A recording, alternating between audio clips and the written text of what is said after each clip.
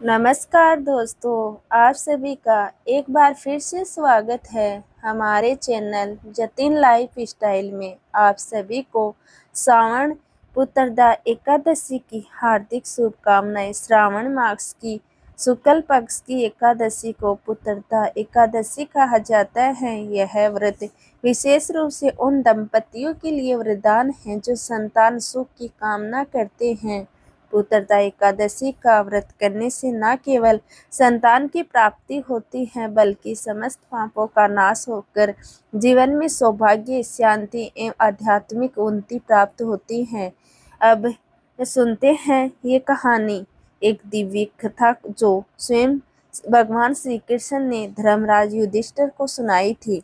श्री कृष्ण पुराण में वर्णित पौराणिक कथा के अनुसार महाराज युधिष्ठिर ने पूछा, हे मधुसूदन, श्रावण मास के शुक्ल पक्ष में किस नाम की एकादशी आती है?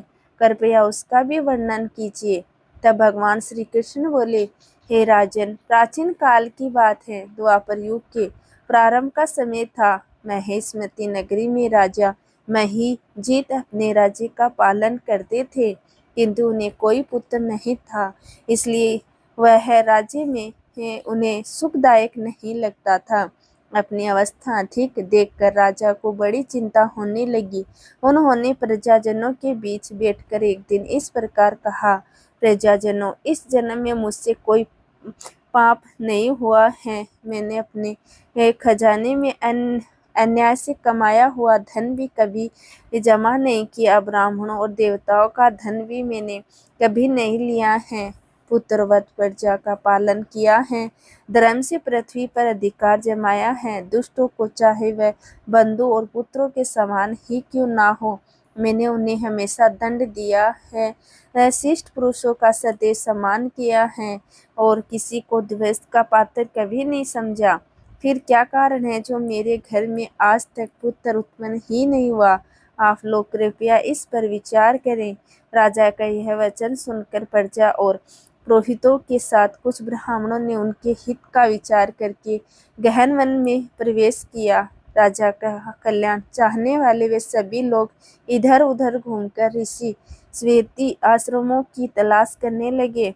इतने में ही उन्हें एक आश्रम पर मुनि श्रेष्ठ लोमस जी के दर्शन हुए। लोमस जी धर्म के तत्वज्ञ, संपूर्ण शास्त्रों के विशिष्ट विद्वान, दीर्घायु और महात्मा है। उनका शरीर लोम से भरा हुआ है। वे ब्रह्मा जी के समान तेजस्वी है।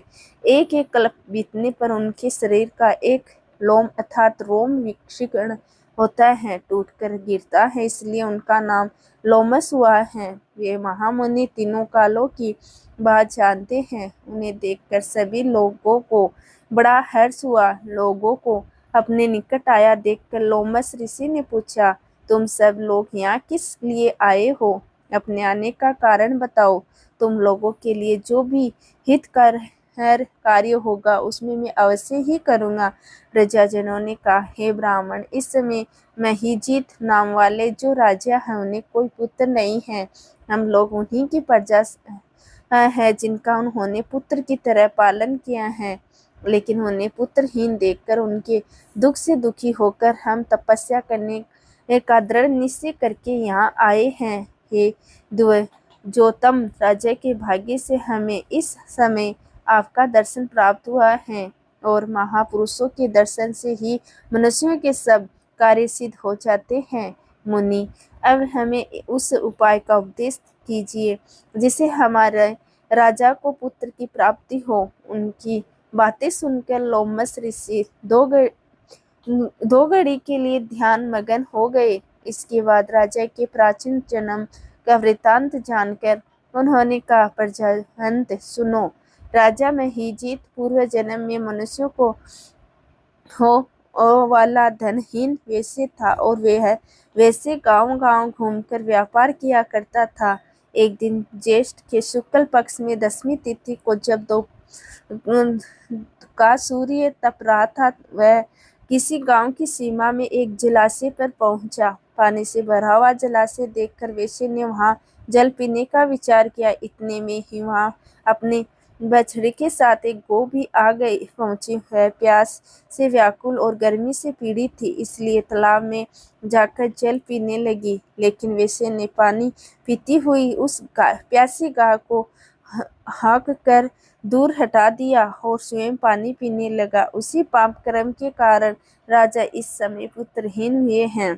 किसी जन्म के पुण्य से इन्हें निष्कंठ राज्य की प्राप्ति हुई है। प्रजाजनों ने कहा, मुनि, किंतु पुराणों में तो उल्लेख है कि प्रायश्चित रूप पुण्य से ही पाप नष्ट होते हैं, इसलिए कृपया ऐसे पुण्य कर्म का उपदेश कीजिए जिससे उस पाप का नाश हो सके। तब लोमस ऋषि बोले, प्रजाजनों, श्रावण मास की शुक्ल पक्ष में जो एकादशी होती है वह पुत्रदा के नाम से विख्यात है। वह मनोवांछित फल प्रदान करने वाली है। तुम सब उसी व्रत का पालन करो। यह सुनकर प्रजाजनों ने मुनि को नमस्कार किया और नगर में आकर विधि पूर्वक पुत्रदा एकादशी के व्रत का अनुष्ठान किया। उन्होंने विधि पूर्वक जागरण भी किया और उसका निर्मल पुण्य राजा को अर्पण कर दिया। कुछ ही समय में रानी ने गर्भ धारण किया और प्रसव का समय आने पर एक स्वस्थ और बलवान पुत्र को जन्म दिया। इस प्रकार पुत्रदा एकादशी के इस पावन महात्म्य को सुनकर मनुष्य पापों से मुक्त हो जाता है और यह लोक में सुख पाकर परलोक में सर्वज्ञ गति को प्राप्त करता है। सभी प्रेम से बोलिए, पुत्रदा एकादशी की जय। अब सुनिए भगवान श्री हरि के प्रिय तुलसी महारानी की कथा।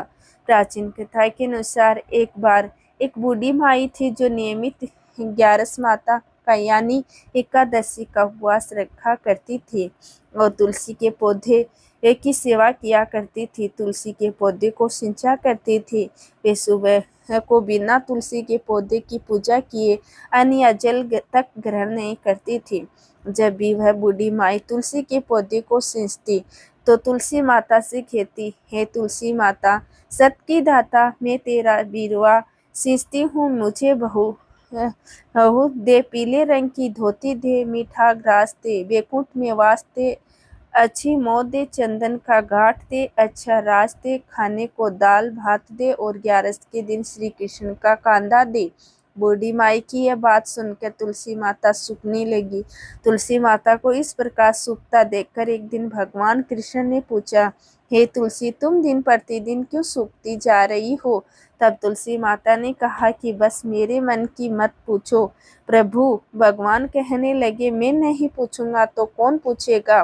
तब तुलसी माता कहती हैं कि हे प्रभु, एक बूढ़ी माई आती हैं और अपनी बात कहकर चली जाती हैं। मैं उनकी सारी बातें तो पूरी कर दूंगी, लेकिन कृष्ण का कांदा कहाँ से लाऊंगी? तब भगवान श्री कृष्ण बोले कि वो बूढ़ी माई मरेगी तो मैं अपने आप ही कांदा देने आ जाऊंगा। तुम बूढ़ी माई से यह बात कह देना। और इसके कुछ समय बाद वह बूढ़ी माई मर गई। बूढ़ी माई के मरने पर सारा गांव इकट्ठा हो गया और उनका अंतिम समय आने पर जब उन्हें उठाने लगे तब वह बहुत भारी हो गई, जिससे वो किसी से उठ सकी। सभी कहने लगे, ये तो बहुत धर्मात्मा थी, बहुत संस्कारी थी, खूब पूजा पाठ किया करती थी, कोई पाप तक इन्होंने नहीं किया, फिर यह इतनी भारी कैसे हो गई? तभी बूढ़े ब्राह्मण के भेष में वहां भगवान श्री कृष्ण आए और कहने लगे कि भीड़ कैसी है? तब गांव वाले बोले कि एक बूढ़ी माई मर गई है और आज एकादशी का दिन है। वो इतनी पापिनी थी कि उसकी अर्थी उठाई नहीं उठ रही है, यह तो बहुत भारी हो गई है। भगवान बोले कि मुझे इनके कान में कुछ कहने दो, फिर यह उठ जाएगी। तब भगवान श्री कृष्ण बूढ़ी माई के पास गए और चुपके से उनके कान में कहा, हे बूढ़ी माई, तू अपने मन की कर ली, पीताम्बर की धोती ले, मीठा मीठा ग्रास ले, बैकुंठ में वास ले, चटक की चाल ले, चंदन के घाट ले, झालर की झनकार ले, दाल भात को जीवन और श्री कृष्ण का कांदा ले। भगवान की सारी बातें सुनकर बूढ़ी माई तो हल्की हो गई और तब भगवान कृष्ण उन्हें अपने कंधे पर लेकर गए। इस प्रकार बूढ़ी माई को मुक्ति मिली गई और वह बैकुंठ लोक को चली गई। हे तुलसी माता, जैसे आपने उन बूढ़ी माई को मुक्ति दी, वैसे ही सभी को मुक्ति देना। जैसे भगवान कृष्ण ने उन्हें कांदा दिया, वैसे ही हम सबको भी देना। प्रेम से बोलिए, श्री कृष्ण भगवान की जय। जय हो तुलसी माता की जय।